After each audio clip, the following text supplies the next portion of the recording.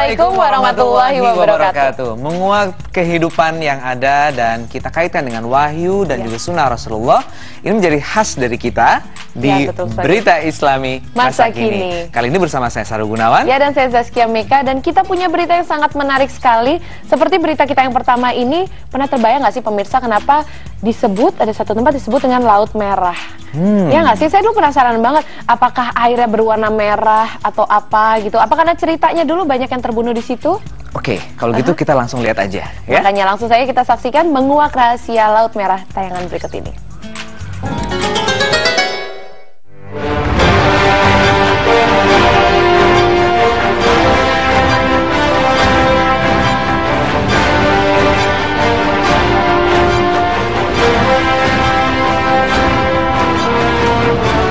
Menguak Rahasia Laut Merah.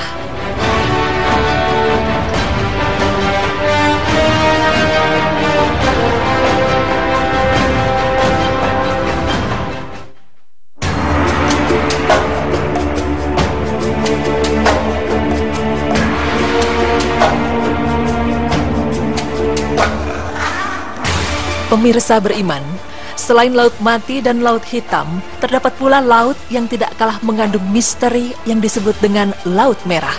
Lalu mengapa laut yang terletak di sebelah barat Jazirah Arab itu disebut Laut Merah? Apakah airnya yang berwarna merah? Ataukah karena pasir-pasirnya berwarna merah? Kenyataan ini memang sangat menarik untuk ditelusuri. Seorang ahli fisika dari Universitas Cambridge bernama Colin Humphreys dan juga seorang penulis The Miracle of Exodus mencoba menguak tabir misteri yang ada di Laut Merah. Dia mencoba melakukan penjelajahan ke pusat Teluk Aqabah dan faktanya laut ini dikatakannya tidak berwarna merah.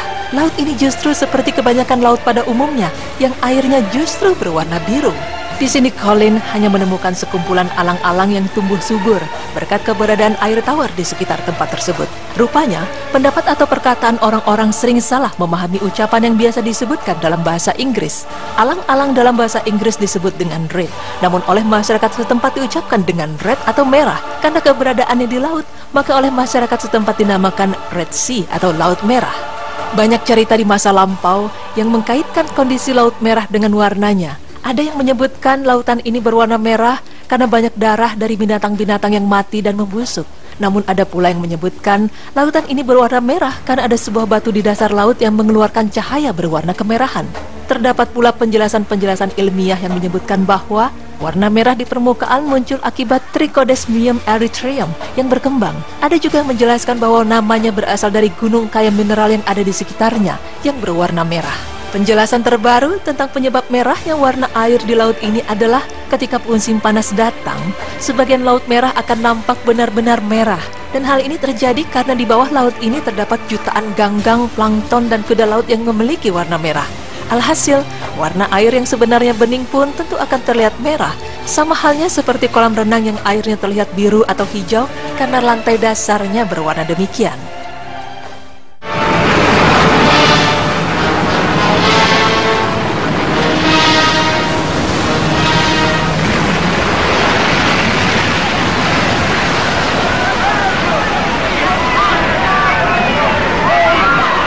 Selain itu, laut ini terkenal ke seluruh penjuru dunia terutama bagi umat Islam dikarenakan kisah Nabi Musa yang membelah Laut Merah menjadi dua. Di tengah laut ini diketahui terdapat sebuah jalan untuk menyeberang saat kaum Nabi Musa dikejar-kejar oleh bala tentara Fir'aun. Tapi setelah kaum Nabi Musa sampai, laut tersebut kembali seperti semula sehingga kawanan bala tentara Fir'aun tenggelam di sana. Seorang arkeologi bernama Ron White pada akhir tahun 1988 menyatakan bahwa dirinya telah menemukan beberapa bangkai roda kereta tempur kuno di dasar Laut Merah. Menurutnya, mungkin ini merupakan bangkai kereta tempur Parao yang tenggelam di lautan ketika digunakan untuk mengejar Musa bersama para pengikutnya. Menurut pengakuannya pula, selain menemukan beberapa bangkai roda kereta tempur berkuda, White bersama para krunya juga menemukan beberapa tulang manusia dan tulang kuda di tempat yang sama. Penemuan ini tentunya semakin memperkuat dugaan bahwa sisa-sisa tulang belulang itu merupakan bagian dari kerangka para tentara Parao yang tenggelam di Laut Merah. Apalagi dari pengujian yang dilakukan di Stockholm University terhadap beberapa sisa tulang belulang yang berhasil ditemukan bahwa memang benar adanya struktur dan kandungan beberapa tulang tersebut telah berusia sekitar 3.500 tahun silam, di mana menurut sejarah kejadian pengejaran itu juga terjadi dalam kurun waktu yang sama. Tidak hanya itu, ada suatu benda menarik yang juga berhasil ditemukan, yaitu poros roda dari salah satu kereta kuda yang kini keseluruhannya telah tertutup oleh batu karang. Sehingga untuk saat ini, bentuk aslinya sangat sulit untuk dilihat secara jelas. Di antara beberapa bangkai kereta tersebut ditemukan pula sebuah roda dengan 4 buah jeruji yang terbuat dari emas. Sepertinya, inilah sisa dari roda kereta kuda yang ditunggangi oleh para sang raja.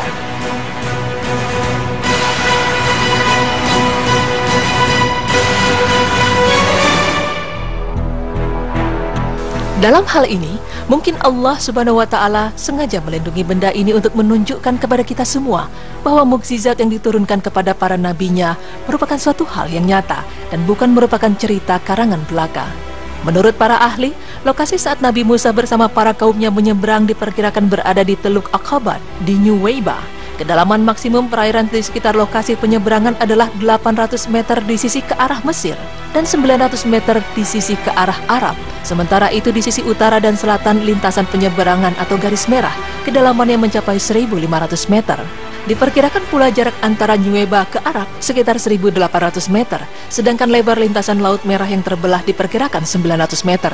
Nah pemirsa, dapatkah kita membayangkan berapa daya atau tekanan yang diperlukan untuk membelah air laut hingga memiliki lebar lintasan 900 meter dengan jarak 1.800 meter pada kedalaman perairan yang rata-rata mencapai ratusan meter untuk waktu yang cukup lama, mengingat pengikut Nabi Musa yang menurut sejarah berjumlah ribuan. Menurut perkiraan para ahli, diperlukan tekanan atau gaya persatuan luas sebesar 2.800.000 Newton per meter persegi atau setara dengan tekanan yang kita terima jika menyelam di laut hingga kedalaman 280 meter. Jika kita kaitkan dengan kecepatan angin, menurut beberapa perhitungan, setidaknya diperlukan hembusan angin dengan kecepatan konsisten 30 meter per detik atau 108 km per jam sepanjang malam untuk dapat membelah dan mempertahankan belahan air laut tersebut dalam jangka waktu 4 jam. Hal ini menunjukkan kebesaran kuasa Allah Subhanahu wa Ta'ala, seperti dalam firman-Nya yang artinya, "Dan kami memungkinkan Bani Israel melintasi laut, lalu mereka diikuti oleh Fir'aun dan bala tentaranya, karena hendak menganiaya dan menindas mereka. Hingga bila Fir'aun itu telah hampir tenggelam, berkatalah dia, saya percaya bahwa tidak ada Tuhan melainkan Tuhan yang dipercayai oleh Bani Israel, dan saya termasuk orang-orang yang berserah diri kepada Allah." Quran Surah Yunus ayat 90. Juga dalam firman Allah lainnya yang artinya, "Dan sesungguhnya telah kami wahyukan kepada Musa, pergilah kamu dengan hamba-hambaku Bani Israel di malam hari, maka buatlah untuk mereka jalan yang kering di laut itu. Kamu tak usah khawatir akan tersusul dan tidak usah takut akan tenggelam." Maka Fir'aun dengan bala tentaranya mengejar mereka, lalu mereka ditutup oleh laut yang menenggelamkan mereka. Quran Surah Taha ayat 77 hingga 78.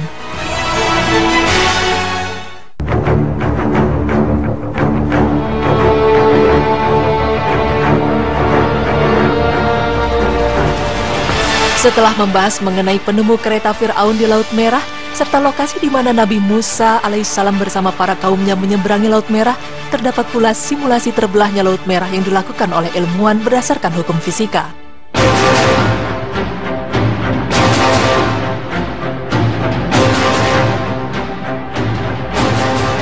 Ya, sekelompok ilmuwan asal Amerika Serikat melakukan simulasi khusus untuk membuktikan secara ilmiah proses terbelahnya Laut Merah.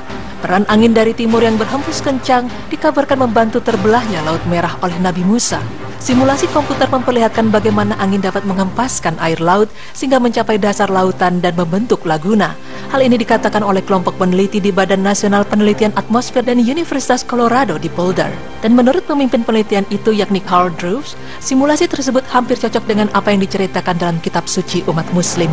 Menurutnya, berdasarkan ilmu fisika, angin dapat menghempaskan air menjadi sebuah jalur yang aman untuk dilintasi karena sifatnya yang luas, kemudian kembali mengalir seperti semula.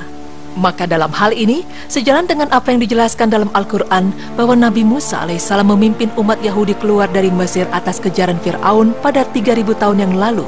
Laut Merah saat itu terbelah, sementara untuk membantu rombongan, Musa melintas dan langsung menutup kembali dan menenggelamkan para tentara Fir'aun. Carl Drews dan kelompoknya juga meneliti tentang angin topan yang berasal dari Samudra Pasifik yang menciptakan badai besar dan dapat menghempaskan air di laut dalam.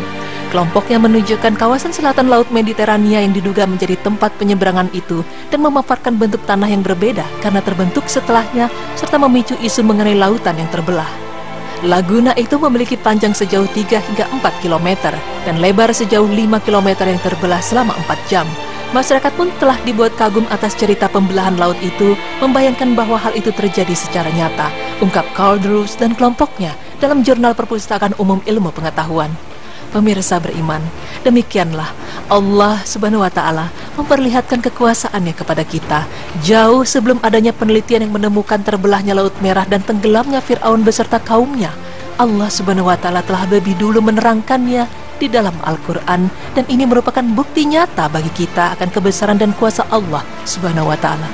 Semoga dengan mengetahuinya kita dapat menambah keimanan kita kepada Allah Subhanahu wa Ta'ala. Amin ya Rabbal Alamin.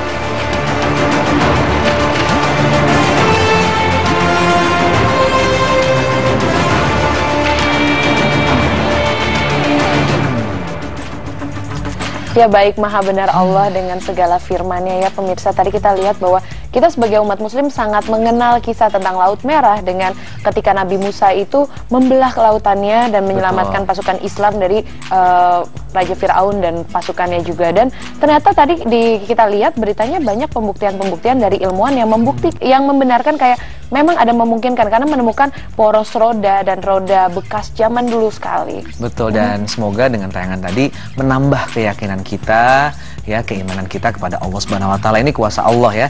Dan untuk jamaah umroh sering nanya ya, mana kok lautnya nggak merah, kok biru? Oh, ya, langitnya biru. Lautnya biru. Iya, dan ternyata itu kisahnya. Iya betul. Dan kenapa lautnya merah? Karena ternyata di dalam laut situ terdapat banyak sekali ganggang, plankton, dan kuda laut yang berwarna merah. Makanya kadang kalau lagi summer itu terlihat sangat merah. Betul. Baik pemirsa, dari kisah Nabi Musa tadi yang tertutup oleh laut kembali itu kan bisa jadi korban-korbannya dari para pengikut Fir'aun. Betul banget. Nah baik pemirsa, setelah ini kita punya pembahasan yang menarik sekali. Mau coba diet dan mau tahu gimana sih cara dietnya Rasulullah. Setelah ini kita akan membahas, oleh karena itu jangan kemana-mana, tetap di Berita Islami Masa Kini.